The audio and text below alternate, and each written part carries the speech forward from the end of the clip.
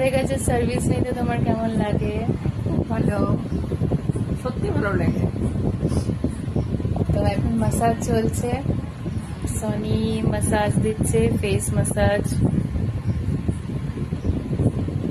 তো আমার অনেক পুরনো ক্লায়েন্টস উনিও খুব ভালো, খুব মিষ্টি, আমাদের কাছে আসে, খুব মিষ্টি একটা হাসি দিয়ে আসে, তাতেই আমাদের মন ভরে যায়।